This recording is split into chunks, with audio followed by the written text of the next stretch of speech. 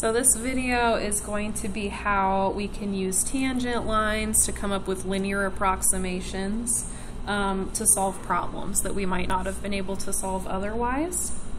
So before we really get started on the linear approximations, we're going to kind of look at tangent lines and how that is going to relate for us. So let's say I had a curve, and maybe this is what the curve of my function looks like. It doesn't really matter, so if your drawing is not exactly like that, don't sweat it. And let's say this is the point that we're looking at, so that would be an x value of a, and that would mean that the y value would be f of a, whatever you plug. If you plug a into the function, it'd be whatever you get out of it. And then the line that's tangent to that would be what the tangent line looks like. And if you guys recall, the original equation that we talked about for tangent lines is we use the formula y minus y1 equals the slope times x minus x1. So if we're using this picture as a model for how we would find the equation of the tangent line, then we would say this is y minus the y coordinate of this point. So the x coordinate of the point is a, the y coordinate is f of a. So then it would be y minus the y coordinate, which is f of a. The slope would be the derivative of the function evaluated when you plug a in for x. So we're going to say the derivative of the function evaluated at a, that's what the slope is, so that instantaneous rate of change, times x minus the a value. So that is how we found the tangent line at a specific point. So what we're going to do is we're going to use the tangent line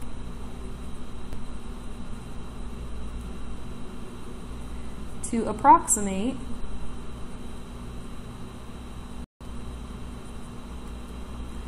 the curve of f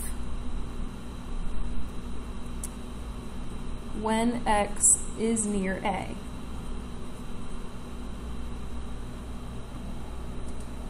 So we're going to use our tangent line to approximate the curve of f when x is near a. And the reason that we're able to do this is because the curve lies very close to its tangent line. So if we're looking at x values that are a little bit below a or a little bit above a, the curve is going to be very, very close to the tangent line at that point, and so that would be fairly accurate. All right, so this works because the curve lies very close.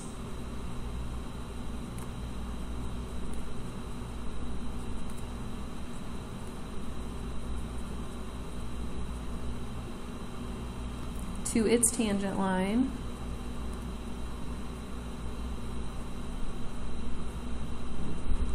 at the point of tangency.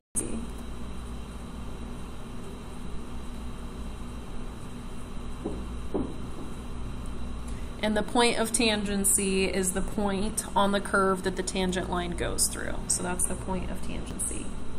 So we are going to say that the equation of our curve is approximately, that's what the squiggly equal sign means, and that would be this. So we're going to move this f of a to the other side. So we're going to say it's approximately this tangent line. So we're going to say it's f prime evaluated at a of x minus a plus f of a. So this is kind of like y equals mx plus b form. Not exactly, but pretty close. And it's kind of like I took the y up here and isolated it. So this is us saying the curve is approximately its tangent line if we're really close to that a value. That's what works. All right. So another thing, we're going to say this could also be written as L of x, which is the linear approximation. So this is a linear approximation because this isn't it's a linear equation, but we're using it to describe the point of a curve.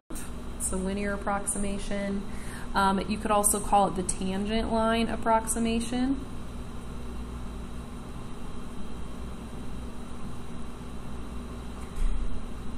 or you can say it's the linearization of f at a. So linearization of f at a. So that tangent line would not work for the entire curve, obviously. It would only work near that specific point. Okay, so we're going to look at some actual problems that would be similar to this or that would use this idea. So here it says after you stuff a turkey, its temperature is 50 degrees Fahrenheit, and you put it in the oven, which is 325 degrees. After an hour, the meat thermometer indicates the temperature of the turkey is 93. Another hour later, the temperature of the turkey is 129. So it wants us to predict the temperature after 3 hours. So I'm going to say the temperature when we started was 50. The temperature after 1 hour was 93. And the temperature after 2 hours was 129. So we know that if we pick a point that's close to 3, because we are looking for an x value of 3, and we are not able to plug 3 into the curve because we don't have enough information for that. So since we can't do that, we can try to find a slope that is near one of these points. So this is a point. We've got an x coordinate and a y coordinate, an x coordinate and a y coordinate. And if we look back up here, if we are able to write this tangent line and take the slope, the slope right here, and then the point itself. So this is the slope at the point, this is the point itself. If we're able to write that information in, then we could plug in an x value of 3, and we'd be reasonably close to what it would have been if we'd had the curve to evaluate at 3. So we'll get pretty close. So for us, the closest number of these 3 is 2. So we're going to go ahead and use an a value of 2. We're going to say we're getting as close as we can. So for us to be able to find the slope at 2, so we're using the point 2, 129. For us to get the slope, our best bet is going to be to find the slope in between these 2 points. All right, so I'm going to say the instantaneous rate of change at 2 is also the slope at 2, and I'm going to say 129 minus 93, so I'm subtracting the y coordinates, divided by 2 minus 1. And 129 minus 93 is 36, so 36 over 1, so our slope is 36. So now I'm going to say that the temperature after 3 hours is approximately our slope times x minus 2 plus 129. So this is me just setting up the equation based off this. There's my slope right here. X minus the a value, that was me getting as close as I could to the 3, plus the y value of my point. And then I'm evaluating this for 3, so I can plug the 3 in right here. And so we're going to say that the temperature after 3 hours is approximately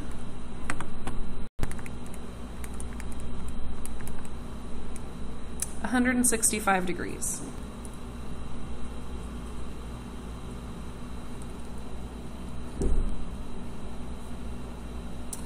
The next question says, is this an underestimate or an overestimate?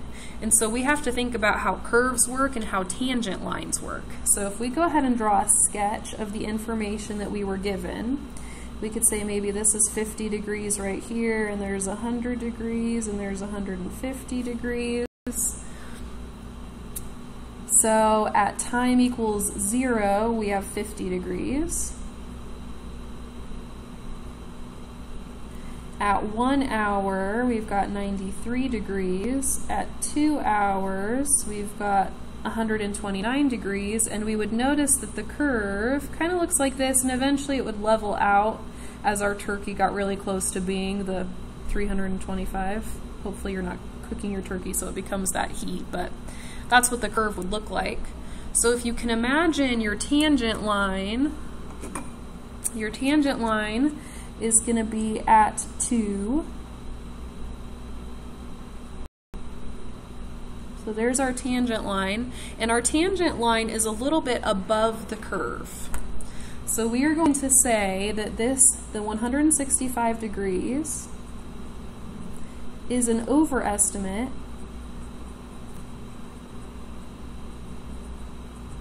because the tangent line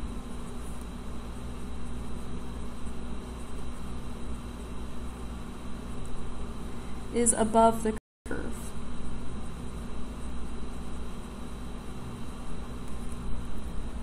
So above the curve would mean an overestimate. If the tangent line was below the curve, that would mean your answer was an underestimate. All right, predict the rate of change of the temperature at 1 hour. So for us to predict the rate of change at 1 hour, we have a few different options for how we could predict it. We could find, so I'm going to say the temperature, the rate of change of the temperature at 1 hour. My preference would be to say the temperature at 2 hours, subtract the temperature at 0 hours, that we're looking between 2 and 0, these 2 points, to find it. So I would say 129 minus 50 divided by 2. And that would give you 39.5 degrees Fahrenheit per hour. But you could also say, you could also find the slope between 2 and 1, or find the slope between 1 and 0, and those would be reasonable rates of change as well. So it kind of depends on what information you're given in the problem and your personal preference. So me, I like to choose the points on either side of what I'm trying to find. I think that that's more accurate, but you could have found the other ones as well. So if you did using from 1 to 0, that would be 93 minus 50. Oh, I wrote that incorrectly, don't copy me. That was the y coordinates. So that would be 93 minus 50 for the y coordinates. The difference in the x coordinates would be 1. So if this is the one you chose to do, then you would say that the rate of change was about 43 degrees Fahrenheit per hour. If you chose to look at the difference between 1 and 2 hours, then you would say that the difference was approximately 36. Oh, we already did that. So depending on how you chose to find your rate of change at 1 hour, you might have had slightly different answers, so your answer should be somewhere around one of those.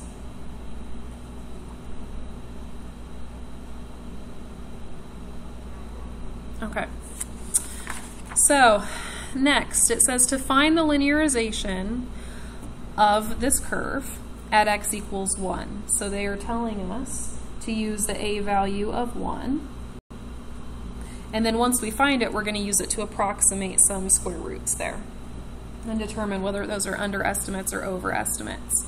So for us to write a tangent line, we have to have a point. So we're going to have an x coordinate of 1. The y coordinate would be 1 square root of 1 plus 3, so that's the square root of 4, which is 2. So there's our point. We've got the point 1, 2. For us to be able to find the slope, we need to take the derivative of this.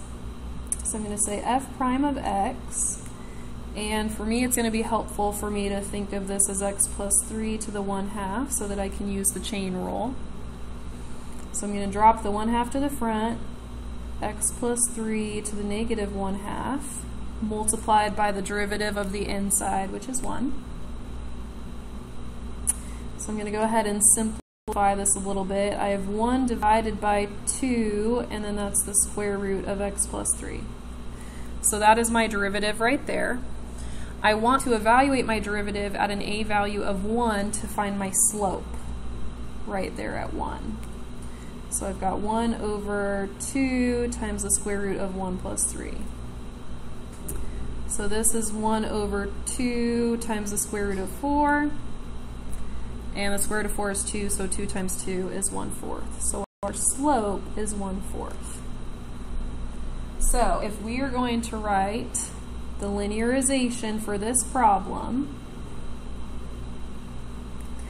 I would say the linearization is approximately 1/4 times x minus 1 plus 2. So I've got my slope, and then I'm showing my x and my y coordinate right there. Okay, so now we're going to use this linearization to approximate 3.98 underneath the square root and 4.05 underneath the square root. So I'm going to take the square root 3.98, and I have to figure out what my x value is if my original function was x plus 3. So if 3.98 is what I get when I plugged in an x value to x plus 3, then that means my x value must have been 0.98. So now I'm going to go ahead and evaluate this radical, and instead of using the curve, I'm going to evaluate it at this linear approximation. So I'm going to say my linear approximation of 0.98, because that's what I'm plugging in for x. It's going to be 1/4 times 0.98 minus 1 plus 2.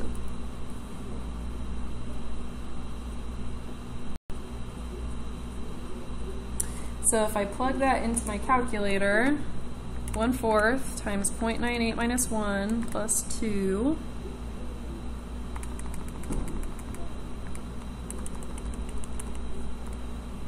So this is about 1.995, so I'm saying that is approximately what you get if you do the square root of 3.98.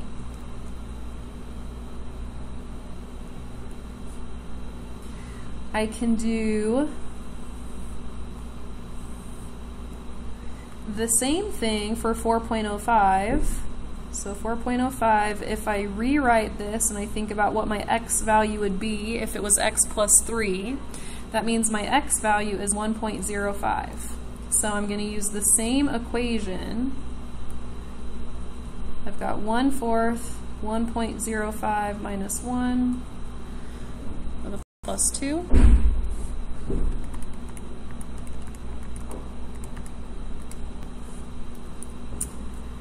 And so I'm going to say that if I was to plug in the square root of 4.05, that would give me approximately 2.0125.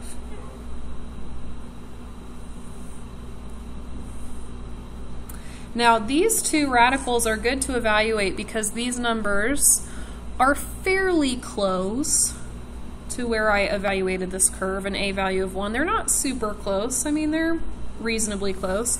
I would probably not want to find the square root of 50 or the square root of 100 because that would be like really far away from the a value. So these only really work if you're on the curve fairly close to the initial value that you're talking about, that a value right there. So next, we want to know if these are overestimates or underestimates. So if I look at this curve, the square root of x plus 3, I did not leave myself a lot of room, so I'm going to go ahead and sketch it over here. 1, 2, 3. So this is a square root curve that's been shifted left 3, and it looks something like that.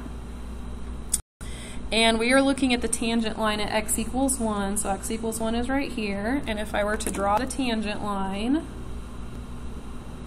your tangent line would be, that's not a very good tangent line, but if you drew your tangent line, it would be above the curve. And so we're going to say that these are overestimates because the tangent line is above the curve.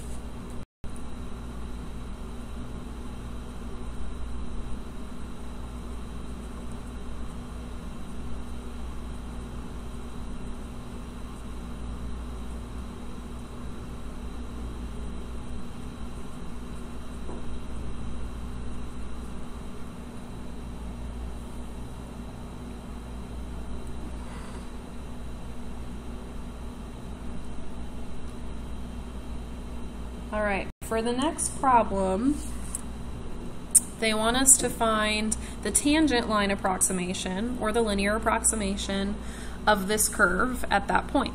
So we're not going to do anything with the linear approximation, we just have to find it. So for us to find that, we already have the x and the y coordinate, so we're going to go ahead and find that slope. So the derivative of the curve is going to be 0 plus cos x. So now I need to find the slope at that specific point, and that is at an x coordinate of 0. So cos of 0, if you look at your unit circle and look at 0 degrees or 0 pi, you're going to find an x coordinate of 1. So that means our slope is 1. So slope is 1, our point is 0, 1. So I'm going to say that the approximation of the tangent line is going to be a slope of 1 times x minus 0 plus 1 on the end. And so the approximation for the tangent line, or the approximation of the curve, could be defined by the line x plus 1, but only if you're very, very close to that point. That's the only place it would make sense.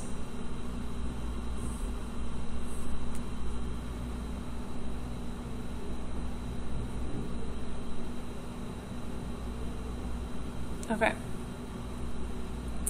So here it says approximate dy dx at 55 miles per hour and interpret its meaning. So dy dx means the derivative. We're asking for the derivative at 55 miles per hour. So we're asking for that instantaneous rate of change. We want to interpret its meaning. And I can't find the derivative of 55 exactly because I don't have an equation to find this in an accurate way. So we're going to go ahead and do average rate of change, and we're just going to get as close as we can. So I'm going to use between 50 and 60 because 55 is in between those. In this case, that would be the only way I would expect you to do the problem. If you look at the front side, finding the temperature at 1 hour, you could, all of these kind of involve 1. Over here, the only one that really makes sense for 55 would be in between those. Please don't use between 40 and 50. That seems a little bit inaccurate. So I'm going to say I'm just going to do the old-fashioned y2 minus y1 divided by x2 minus x1. And so if I type that in, that gives me 11.2 feet per miles per hour, right? So the units here, the stopping distance was feet, the speed was miles per hour, so my instantaneous rate of change is 11.2 feet per miles per hour. So how we would interpret this is we would say that the rate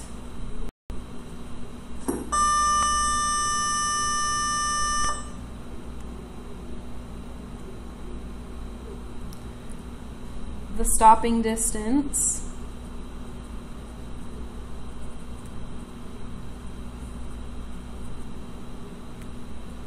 is changing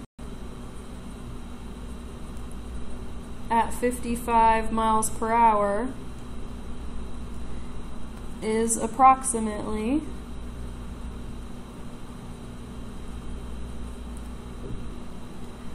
11.2 feet per mile per hour. So the faster you drive, the longer it takes you to stop.